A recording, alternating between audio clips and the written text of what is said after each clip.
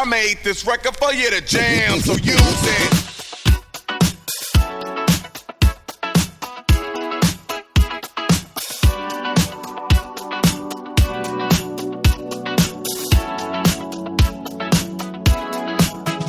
From the theme parks to downtown brick streets, from winter garden to sandy bare feet, everywhere the light touches is our kingdom. We're spilling tea and dropping wisdom. Don't worry about missing the headlines. We're here to help. It's the Orlando Shine. Welcome to the Orlando Shine Show. I'm Brandon O'Connor from theorlandoshine.com. John's out of town hanging out with his mom up in Detroit, so I called in some ringers today. We got Ryan Lynch from the Orlando Business Journal. Pleasure to be here, Brent. Always great having you, Ryan. And Scotty Campbell had to come because he heard I was having steak. Hey. How you doing? You boys good? Yeah. Good. Yeah. We'll be better with steak, but you know. Oh, yeah. Ooh, I'm smelling I know they're making some old fashions here. We're at the Nauti Lobstah. The smoky. Yeah. I get that too. Right now we're having sangria, though. It's very tasty. A red sangria. Yeah, A special recipe from Spain, apparently. the Nauti Lobstah Secret. in Apopka. And it's been open, I guess, 4 years it's been here. They took over the old Catfish space, which, if you don't know where that is, it's kind of under. It's like the troll under the bridge. What is the Seminole bike path? Or the Apopka Trail. Apopka Trail. Yeah, Thank you very much. and it used to be, It's a really I believe, cool a rail bridge. depot over here because they had the Yeah. property here and they had the property across the street that they used for storage, and they used to use it for oil. I think about 100 years ago. Were you doing some research before you came over? I was chatting I was with about to say, I think Ryan's showing off right now. I don't, like, You're already flexing your Orlando Business Journal muscles. give it a few minutes, Ryan. Yeah, Jeez. it was in the late 1920s. I had some notes. So thank you for reminding me I had notes. But yeah, it was for transporting oil barrels. You're right, for Gulf Oil and Standard Oil, and then it became Yesteryear Tea Room. I think that was short-lived. And Lee and Rick's Oyster Bar was here a hot minute, and In then this space? and then Oh, wow. then Catfish, and that Catfish was here for 40 years. Wow. Okay. So it's a historied place. Oh, yeah. And I hope they've always had this wood interior here for as Oh, long yeah. as they've Yeah, I heard the floors are the original floors. Wow. And there's if you look They're cool up floors. top, there's a train going around up top that I think they said was built Yes, about 30 I years What? noticed There's a little that. track that goes Yeah, around? yeah, there You'll is. see I've it been coming talking too around. much. It's my first time. I've been hearing about the Nauti Lobstah forever. And I know because it's their fourth year, they have got a bunch of specials. And we'll tell you guys about that during the break. But one of them is that they're doing the world's largest lobster roll. It's a 4-pound lobster roll. You can get it to share with your friends. You can do it as Whoa, you'd have to. well, it says Yeah. 1 to 4 people. Wow. And I know Ryan likes to eat, so does John, so Yeah. they could probably polish off a 4-pound lobster Yeah, roll. I might just be sitting in my car thinking about every decision I made in my life if I did that alone. So. I would die. It would be the end of me. But yeah, I'd be worth it. Yeah. We're going to have some food come out in a little bit. We're going to photograph everything so you guys can see it. But, Chef Mike, he grew up in Rhode Island, so he knows what he's doing. Right. He used to dig for clams in Narragansett Bay. Make sure we ask him about that. I want to know what's Well, involved he in does. digging clams. He mentioned that he does all the shelling right here. He does and then all out front, himself. you see the shells. Oh, yeah. Yeah, then as he you're coming throws in. them out front Yeah. on as mulch on all the planter Yeah. beds. All right. Well, cool. Guys, there's tons of stuff to talk about news-wise. Ryan, you've had a busy couple weeks. You've been writing some big stories over there at OBJ. Oh, yeah. Can I pick your brain about some of them? Of course. Okay, you're always such a font of knowledge. Well, first of all, what's happening with this Jacksonville Jaguars decision? We've been waiting a little bit to hear if Jacksonville's going to choose, or if the Jaguars are going to choose to move over here to Orlando while their new stadium gets built. Yeah, so they've been waiting for a decision on that for a while. They Yeah. being the Florida Citrus Sports in Orlando, because right now it's between us and Gainesville to host the team while their stadium is fully renovated Okay. in 2027. They're going to have renovations before that, but the ones that will happen during that year will require them to shut the stadium down entirely. So during this past couple of weeks, the Florida Gators mentioned that, oh yeah, we're going to be doing our own renovation. So that opened up the possibility of Orlando being the front runner for this. Not to mention the up to $11 million in TTT money that they've offered up to the Jaguars to help them host this. They've been showing some legs, Scott. Oh, Have yeah. you been following that to try to seduce a football team here? A little bit. Yeah, that's all. Okay, well, that's too much football for you. Yeah, That's enough football for Scotty. But so they were thinking about October being the time they would make the decision, but it's looking like November. December is going December? to. Yeah, as late as that. So That's not enough time. Like, I mean, because when does the season you still start? have it would be for 2027, so there would still be some time to prepare. One of the key questions is obviously the Orlando's Camping World, soon not to be Camping World Stadium, is going through renovations, so they'll be. I'm behind the times. You haven't heard so this because it's time for a name change. Yeah, so it's the called Camping, the Taco Bell Stadium. well, No. not yet, but the Camping World name actually ran out at the end of 2024. So, as a part of this change, they're going to be shopping around for a naming rights sponsor, and they've talked about talking with companies, throughout the country. Do you know some of them? I've heard some rumors. I haven't heard anything No, yet. is that a lie? Have you promised Sam Gardner you wouldn't say anything? No. I just have not heard anything, and I know they're doing Okay. a pretty wide search when I it heard comes Ford. to Is this a common thing that happens now? Camping World, they're going to Yeah. get an extra few years. Yeah, they'll Same thing get- happened with Amway. There was a gap Yeah, between. and part of it is also I think they view the opportunity to do it during construction as a way to go, hey, we're able to change the signage, and we're not necessarily right, taking right. down the signage, and Oh, yeah. it takes money. It's not just the stadium itself, but it's the signage around the stadium. Like, oh, hey, I'm driving down OBT and I need to figure out when I'm going to turn right to insert name of stadium here. Actually, it's interesting you brought that up, too, because through the renovations of the stadium, they're also going to be redoing those exits and entrances. Sure. They're on-ramps onto Yeah, 408. That's all going to get redone. over near the 408, right? Yeah. Perhaps the Orlando Shine. Orlando Shine Stadium? Yeah. Oh, gosh. Yeah. I don't think I have it in me to work it that hard on You that. got to start digging into couch cushions Oh my and gosh! finding that yeah. extra money. I don't know if there's a big enough street corner for me to be working all those tricks, Scotty Campbell, trying to get that name changed. But we might be able to play with them a little bit. They love the people over there are so nice to invite us in their sandbox every once in a while. They are ramping up on the Citrus Parade has a big anniversary coming Citrus up. Bowl. Yeah. Yeah. Yeah, And then it's they a- want to do It's something New for Year's it. Eve, it's the 80th. Yeah. Is it the 80th? Yep. Gosh, I'm so glad you're here. Not on officially on behalf of the History Center, but you do know what's happening. We have another thing kind of happening just over in the Paramore, the other side of OBT.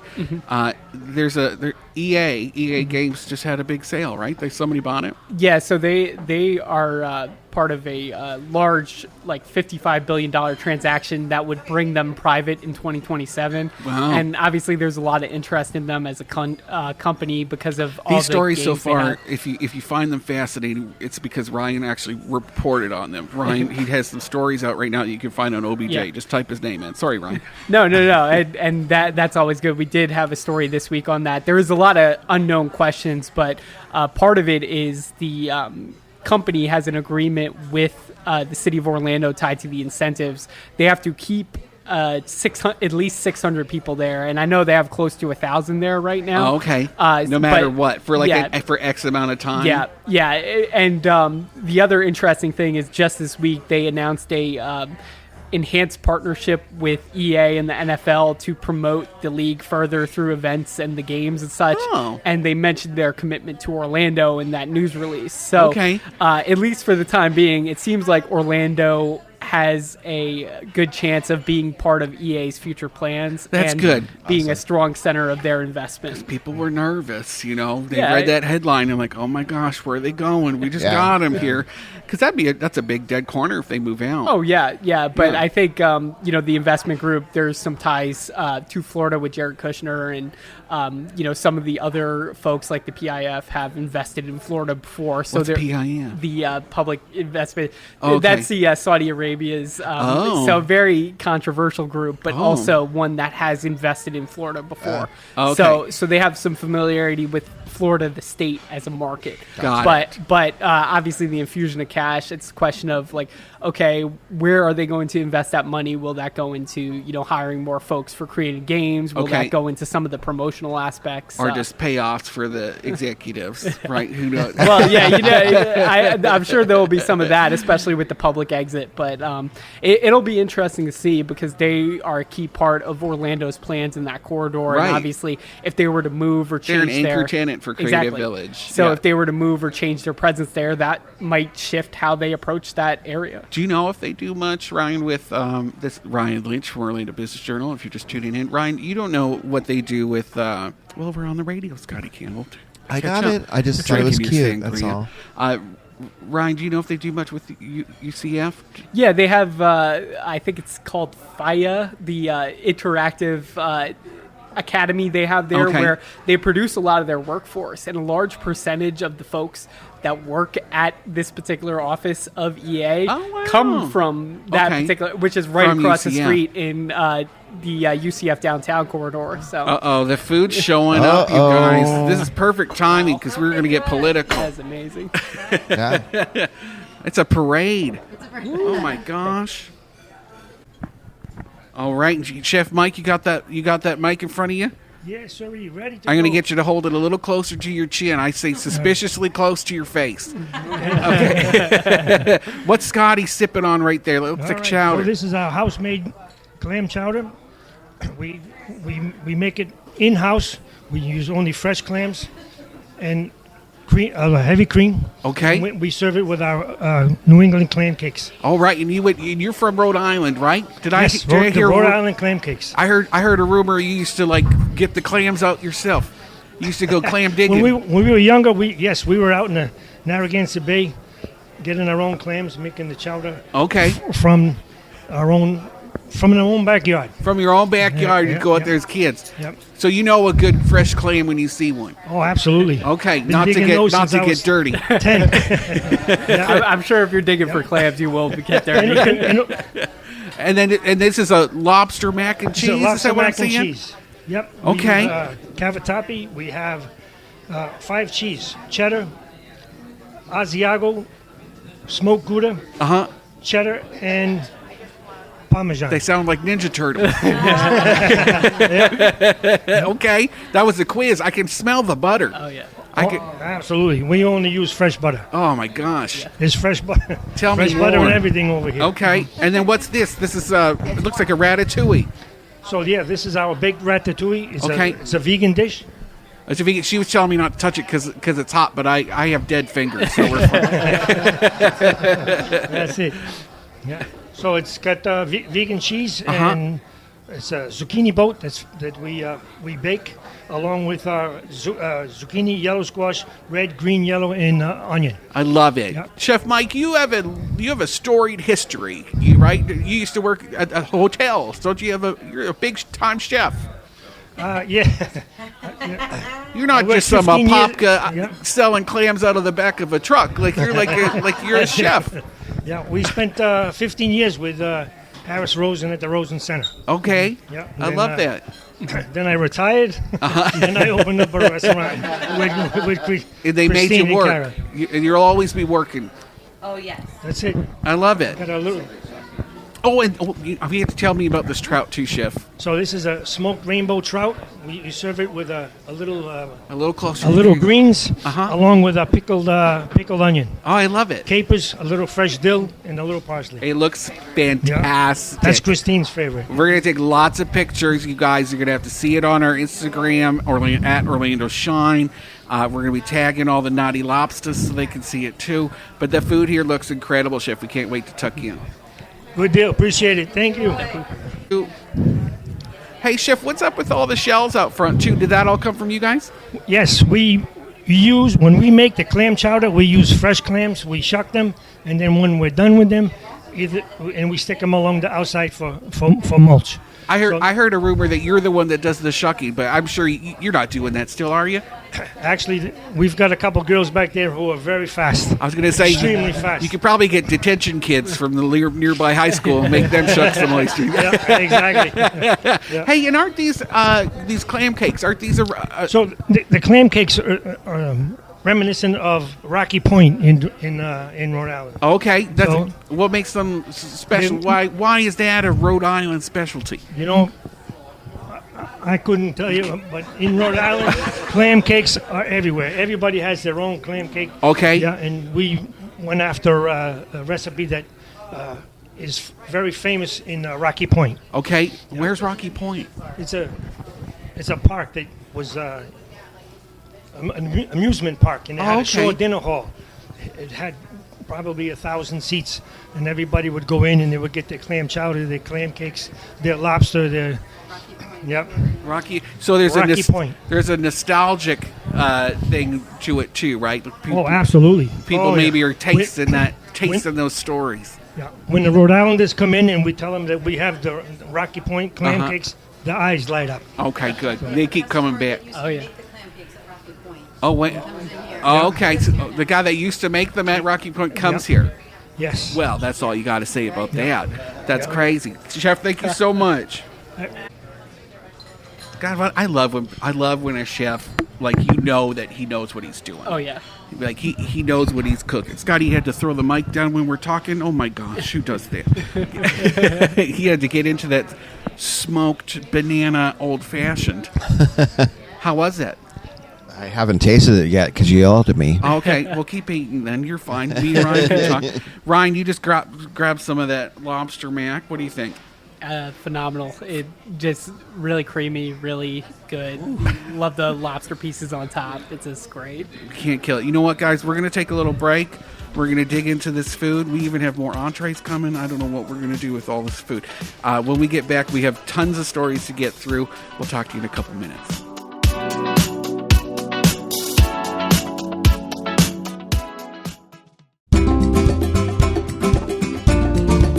It's time to celebrate 4 delicious years at the Nauti Lobstah, Apopka's home for award-winning New England seafood. For their 4th anniversary, Chef Mike Rumplik is saying thank you with the biggest deal yet, a 4-pound Lazy Man's lobster for the price of 3. That's right. Fresh Maine lobster, cracked, shelled, and drenched in butter, white wine, and scallops. No work, just pure lobster bliss. And if you're hungry for a challenge, try the biggest lobster roll in Florida, a 2-foot buttery piece of perfection stuffed with Maine lobster. Make it a 4-pounder and feed the whole crew. Or just eat it yourself, nobody's judging. Enjoy all-day happy hour. Chef Mike's fall specials like homemade pumpkin cheesecake and the warm, friendly service that's earned the Nauti Lobstah the title of Orlando's best seafood 2 years running. Join the celebration at the Nauti Lobstah, 311 South Forest Avenue in Apopka, where every bite tastes like the coast of Maine. The Nauti Lobstah, your seafood place.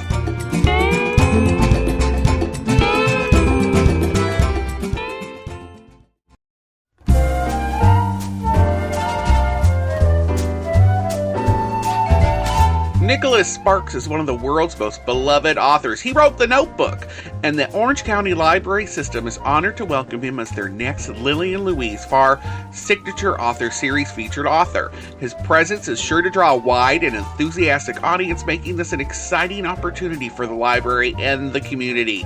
His new book, Remain, co-written with M. Night Shyamalan, is out in bookstores now.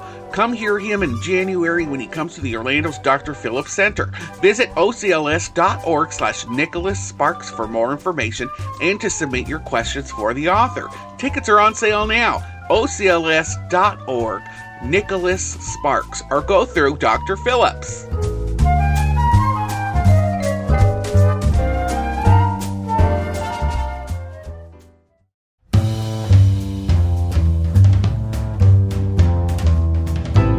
This This month, Orlando Magazine shines a spotlight on 3 stories you won't want to miss. In the Faces of Orlando issue, they shine a light on the city's most influential leaders, innovators, and business builders who share their stories on how they helped to shape the heartbeat of Central Florida.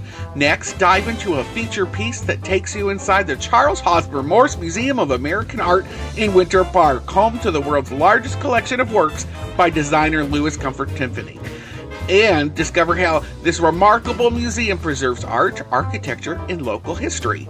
And mark your calendar for November 1st when the upcoming Dining Awards issue arrives, honoring Central Florida's best restaurants, chefs, and dining experience. I know, because I helped pick them. Whether you're a foodie, a culture vulture, or just proud to call Orlando home, they've got you covered. Head to Orlando Magazine online or grab the print edition today and be part of your city's history. Stay curious and enjoy exploring Orlando, y'all.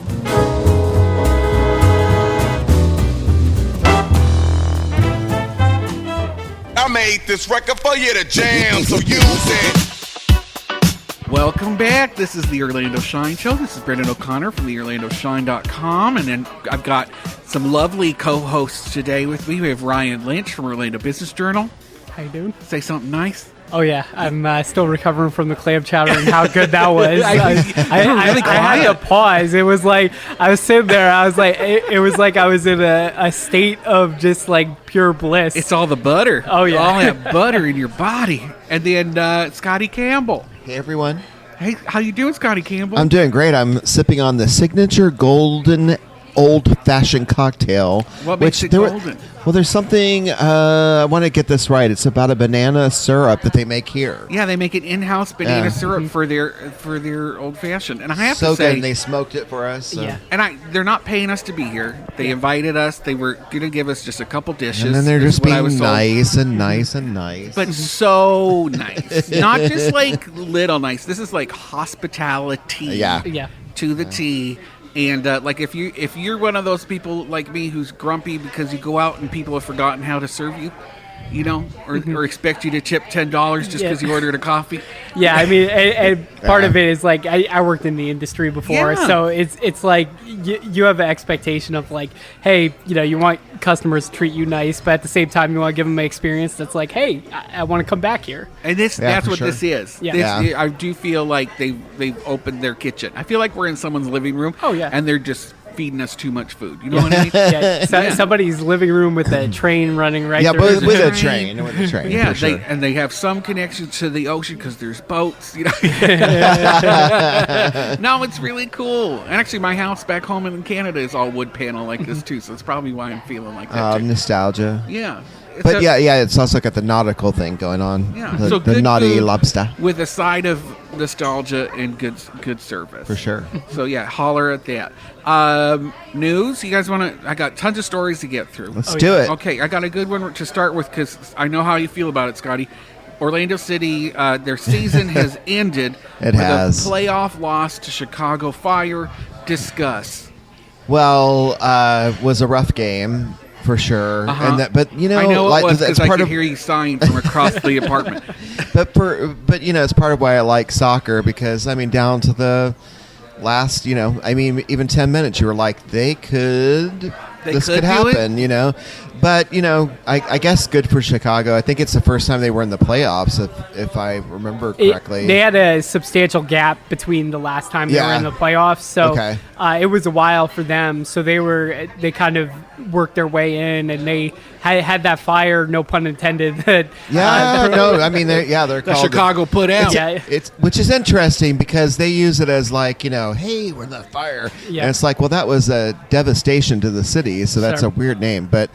But the other part of it is I don't know. I had a feeling during the game where I was just kind of like, all right, guys, it's time to go back to the treehouse and regroup, and we'll come back next season. Captain Janssen, he was so sad, and he, you know, just thinking of Robin Janssen being sad makes me sad because I love him so much. Yeah. He was saying it just wasn't good enough. The energy slipped halfway through; they couldn't come back. And he was kind of mad about it, I think. So he probably went back and beat them all up like a couple of horseshoes. No, I think it's I do have. I just have a feeling in the interim there's going to be some changes, and we're gonna. Well, hopefully we get to keep the young one. Who's the young one that came up through the camps? What's his name? What, Freeman? Freeman. Didn't he just? Isn't he nominated for like MLS Player of the Year? Player? Yeah. He's been getting a lot of transfer interest as well from a lot of clubs. So it's going to be tough to keep him in because obviously there's a business case for letting him go elsewhere. And so we as get well as more Marco, trade money. right? Exactly, There's a lot of talk about Marco. But he's so good. Yeah. And he was our own. He was our own baby. We're not ready to let him go yet. Yeah. That's a bit. Well, I have a big question for you. There was some talk. Not going to name names, but there's somebody big in particular about Poppy. Perhaps them making a change there. What do you think about that? You mean? Yeah. I mean, I think he's been there for a while, and obviously this has probably been the longest stretch of continued success in the club's history, right? Making the playoffs. Yeah. I mean, last season making the Eastern Conference Final. So I think it's the question of if he feels like there's an opportunity for him that might fit different. I think he still likes Orlando. He still feels like he can shape it. So it's a question of like, if this is their ceiling, do they make a change or do they, give him the opportunity to have some of those players around him? I'm hitting the sport. Too much sports. Too much. It was too All much. All right, we'll talk about it later. We'll talk about it later, Ryan. Austin's Coffee is moving forward with a new location and an ownership shakeup. Everybody knows we've been talking about this forever. They kind of got the boot. The city of Winter Park needed to buy their property so they could knock it down and build a travel lane because it's more important to them than a spot for emo kids to hang out and draw on their jeans, right? And so they're out. They have until they happen to be. I had no idea emo kids did that. That's cool. All right. That was me. Maybe I was speaking my own truth there. Drawing on my Jinkos. Every statement is a confession, right? It's all It is. When someone tells you themselves, you pay attention. That's me. They had until the end of the month to get out, basically. They were supposed to. The city of Winter Park had promised that they would work with them to help find them a new home. And I heard we did a show there not too long ago, and while we were there, we were told, sure, they introduced us to this real estate person for the city, but they kept touring us on Park Avenue, and we're like, not a good fit thematically, but also monetarily, fiscally. Like, we can't do that. Have you been to Austin's Coffee? How are they going to pay for a spot on Park Avenue? And so that realtor eventually just gave up. But they got a spot where the I'm forgetting what it is now. It was like the vegan market on Fairbanks, right? Yeah, right close to the I-4. Yeah, and that's an intriguing spot because it's an area where Winter Park is trying to direct more retail investment, because there's a lot of industrial over there right now, and it's an area where they feel like is kind of underutilized when it comes to the density. They want to get some more residential real estate over there. They're trying to annex that area on the other side of the street, trying to annex that into Winter Park, right? Yeah, not just that, but also add it to the CRA and try to beautify it, make sure that they're able to add some of these things there that people could go, hey, I see myself living there. Or, there's a rumor that I've been hearing a while from Winter Parkers and Rollins College people that they're embarrassed of that corridor because you get off the I-4 and then you have to drive through that street. You have to see like these industrial things, and they're saying some people will just turn around. Yeah, that was something that was brought up during the meeting, and some people pushed back on that, and they said, no, that's not the case. Right? So, it's like a weird urban myth about it. Yeah. But I think it's an area where they've put a lot of investment into the infrastructure that's already there. The things that aren't necessarily the most sexy items, your drainage and other things, but those set the foundation for some of those bigger investments. And I'd love to know what their impact fees are there, because we keep hearing from places that are similar in Orlando that are that the city wants to flip, but then it turns out that they want like 100, like the Hoods Up space. I was talking to Craig Usler the other day. The city wants like $100 and some $1,000 from him for impact fees to connect it to sewer. Are you kidding me? They talked about in a recent meeting looking at some of those incentives to really make it a more attractive place to develop. And the other thing they want to try to do is there's a lot of smaller parcels there, so they want to try to make it easier for people to assemble land to do some of those bigger projects that change it up. So they're looking for more like Mills Park things and larger. Some of the stuff that's like part like ground level retail, part apartments, and part boring. They love when they look like what happened on 1792, right? With the salad place and the what's the Mexican place that I always forget how to not Solita, that's downtown. What's the Mexican place that with the huge ceilings that we like? They make those Texan style tacos. You know what I'm talking about? Nope. Oh, you do. You love it. Anyway, it doesn't matter. Real quick, one of the new owners of the Austin's Coffee thing is a big-time comedian who actually cut his teeth doing open mics at Austin's back in the day, and he worked his way up to America's Got Talent. He's an alumnus from there, Preacher Lawson. Yeah. And apparently, I guess whenever he comes to town, he makes a point to go to Austin's and go to those open mics. And so when he heard that they needed some investors, he bought in with some friends. Oh, wow. Yeah, and so he's a part owner, and should be exciting. We'll see what happens. That November 1st is when they are soft open, allegedly. We'll see what happens, because I think they have a lot of work to do in that space. Oh, yeah. I don't know how legally you can just flip it like that if it's been empty for a hot minute. Yeah, I think if it's the same use, sometimes there's a little bit more leeway, but... Yeah, right? Still, that's quick. Yeah, you still got to bring things up to go, but I guess you only have to do that if you spend X amount of dollars on the renovation. Yeah, but I think the key thing for them is that they actually have secured a place, and that's the big thing. And that is the big thing, and they're excited. I think the 25th is the last day that they'll be open. So this Saturday is going to be their last day at the old Austin. Wow. And they're trying to take everything out of there, like anything that Morgan Steele painted, some of those bricks. Like they literally want to get like everything out, and mostly just because they're mad at Winter Park. They know that they're knocking down the building, and they just don't want it to go to the dump. Give them some help with the demolition. Yeah.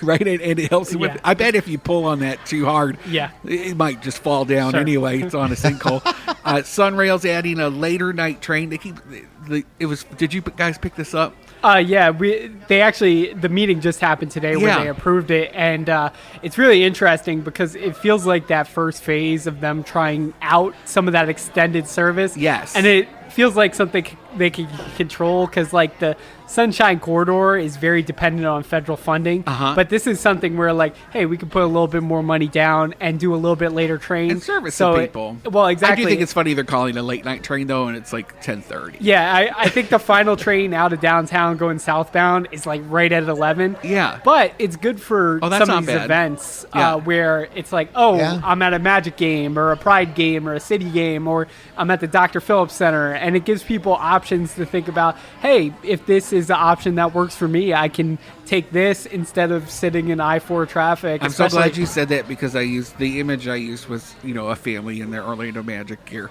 going to a game. So I was just validated for my image choice and just bringing it back to me. Orlando Airport is hosting a food drive for its workers that were hit by the government shutdown. Yeah. Did you guys pick that up? We've been watching the shutdown situation, and this is one of those arms of the things, especially with how long it's kind of going on. Yeah. You're starting to see the impacts, especially locally. We're a few weeks in now. I guess it started on the 1st of October. 20-something days. Right now, and it's not quite at the longest. I think the longest in the first Trump administration was like 35 days. But obviously, we're in a tourist market. We have one of the bigger airports, and there's a lot of folks that work there. So, and if you're an essential worker, you have to keep working for no pay. And so you don't have to, but you could go find another job. But it'd be nice to show up to work thinking that it will be over soon. They like their jobs. But it is nice that people are sort of stepping up and trying to support them. 47,000 workers affected, at the airport alone by the shutdown that are not getting their income. If you're working for a month without income, what does that look like? Yeah. And I do have to say, mate, I hope the airport's giving them free lunches or something. Sure, I think they find ways to help out, and obviously, because it's a lot of, you think of your day to day, and you imagine losing like a full month of pay. It's kind of crazy. I don't know if I could work a month without pay. Exactly, it's crazy. Sanford Porch Fest has taken They just hit the big old pause button for 2026. If you don't know what Sanford Porch Fest is, it's probably one of the coolest events that happens in Sanford every year. Have you been to this before? Yeah, I've been around, and it's really cool to see what they do. It really kind of embraces the uniqueness of that city, and provides the opportunity for artists to maybe play in a venue they might not otherwise do. Well, that's for sure, yeah. Which is somebody's front yard. But somebody's front yard. They changed. It's a neighborhood-led thing. It was a group of friends that started it. Yeah. And then they showcase musicians on the front porches of these beautiful homes in historic downtown Sanford, which is a historic district. These old Florida homes that have these sweeping southern porches, to catch the breeze. And they'll showcase these bands on there, and it's been going, I want to say, I don't know, 8 years maybe? Roughly. Right? But that feels right. I made that number up, but there's something about that. Yeah. And but they're just like, I guess the nature, I don't know for sure. They're not naming names. Yeah. But we do know the city of Sanford is making it a little bit difficult to do events downtown, and that there is an outspoken minority in downtown Sanford that is tired of all the events happening there. There's a little bit of exhaustion with large-scale events because it brings a lot of people into your neighborhood that aren't from there, right?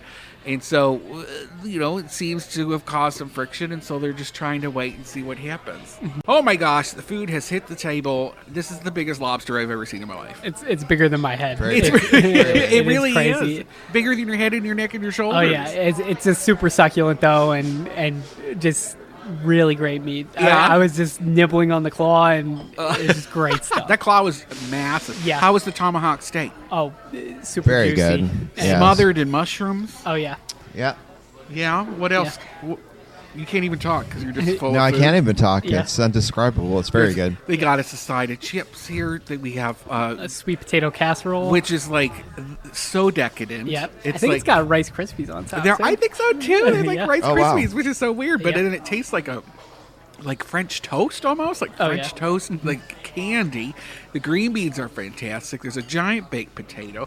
There's rice here for some reason. Maybe that's for all the butter. Jasmine rice. Jasmine rice. Oh yeah, it's like a palate cleanser probably because of all the butter. It's very Thanksgiving. I'm having grouper, which is probably the only thing I can have here on this table. And what passed by the table just a moment ago? That is is kind of the- a famous dish, It's apparently. the world's largest lobster roll, Scotty. That's the 4-pounder. And they have people here from out of town just to try it. Yeah, they said they're on their way, like they'll be catching a flight, but they're from, where did he say, Tennessee? Indiana. I almost said Yeah, Tennessee. yeah. But, Well, Indiana, and they're coming down and then bouncing up to Jacksonville. So right, isn't that crazy? So Yeah, they that's came down crazy. here specific. I bet they fly. Maybe they have the yeah. they have a little plane or something. They're just hopping around. I mean, having if you're in the lobster car rolls. and you got your arms like outstretched, does that count as flying? Yes, But- it does. They look cool. They're taking pictures with it because they look happy. Yeah. Gigantic. That lobster roll was gratuitous. Yeah. Yeah. Yeah, gratuitous. We had no idea. We knew that they'd be feeding us, but we didn't know they'd be feeding us. Yeah, great all around. It is. Well, again, we'll be showing you guys some pictures and everything so you can see it. Just up the street from us, not just up the street, on the other side of town, Sanford. Ace Cafe has just opened up in downtown Sanford. Ace Cafe closed their downtown location. We thought they were done with Florida, but apparently they were seduced into opening something over in Sanford in the old feed store space. Have you been yet? I have not, but obviously working downtown, you see the downtown location all the time. Still empty. And that's sadly. it's a prime location too. But Yeah. the fact they were able to figure it out and open up a new location, Sanford's the area, especially you think of like Bike Fest and Biketoberfest. It's proximity to Daytona and DeLand. Yeah. Like, that's the bike belt over They're there. going to hit that crowd perfectly fine. Yeah. So it feels like a great location. I think they for were them. really hoping they could hit it when it was downtown, like right next to I-4. Oh, yeah. I think they were like, oh, we'll get Oh, that yeah. for sure. Did not happen. Yeah, which was a shame. We did a bunch of stuff there. And actually, during the pandemic, and when nobody was going inside, we were doing drive-in movies outside with, with the past job. We can't say the name or I have to put money in the swear jar. Yeah. Especially with Scotty here. Sleuth Mystery Dinner Shows has announced the November closure. They're going to be closing up shop there after 35 years Very on sad. International Drive. Very sad. Yeah, known for their prime rib and a side of comedy. And employing actors before before. It was really a big thing. We so. knew a few people that was their main paycheck was working there acting. Oh, absolutely. At Sleuths. Absolutely. Ginger Minge, I could time drag queen. That predates equity coming into the theme parks and things like that. So yeah. Did you ever work there? I never worked there. No. We knew my I was drag too good. mom. Sorry. My drag mom, Doug Bowser. Taffy Doug. Pinkerbox. Doug had his own parking space. He did. He the had only his own one who parking has spot ever had designated parking space in that shopping plaza. Yeah, and he had it right there, and we know how tough it is to shop there, or park there, or go bowling. We have, we're running out of time. There's some events coming up you should know about. Randy Rainbow is coming to town this weekend, October 25th. If you don't know who that is, it's probably because you're conservative, so don't look him up. But if you do know what he is, then go look him up because he's fun. Where's Scotty, it coming to? Hard Rock Live. Oh, gotcha. Casadega Fall Fest is this weekend as well. Casadega Spiritualists Camp is doing a big old, I guess, it's probably just going to have a lot of crystals. Yeah. People who like Casadega are all going to be hanging out, talking about spirits and taking orb photos. And Scotty, there's something happened at the History Center, right? Well, there are a few things happen at the History Center, but we're going to call one, and that's we're doing a trivia takeover at Rock Pit Brewing on Tuesday. Okay, what's the trivia going to be about? History. Love it. That's what we know. Ryan, thank you so much for being on the show. Always a pleasure. Holler at your friends at OBJ. Definitely. And tell them I'm thankful, and any time that I get a tip from them, I'm always happy to say where I got the source from. I know other people don't do that, but I'm always happy to shout out OBJ. Scotty Campbell, thanks for coming on and eating all this steak. Thanks for having me. And the steak was a sacrifice, but I'll muddle through it. I'll be loading you in the car, so eat up as much as you want. Boop, boop. Thank you so much to the Nauti Lobstah. This was crazy. This was above and beyond. The food is crazy. Yeah, I think I'm their newest ambassador. I can't wait to tell everybody about how great this food is, how great the staff is, and just a memorable, lovely location. Probably in the top 10 spots we've ever recorded. Yeah. Yeah, John's going to be real mad that he didn't get to come. Yeah, I'm going to have to run this off at the hurling. The Orlando GAA is going to be like, hey, it's cardio day. We got our tournament on the 15th coming up, and I'm going to have to get it to shape. Oh, my gosh. Ryan, where can people find more about you? So at Orlando Business Journal, I'm on Instagram at Ryan Wright Stuff and BizJournals/Orlando. And then for the GAA stuff, they could go search for Orlando GAA. So. Orlando GAA. Thanks, guys. From the theme parks to downtown brick streets, from winter garden to sandy bare feet, everywhere the light touches is our kingdom. We're spilling tea and dropping wisdom.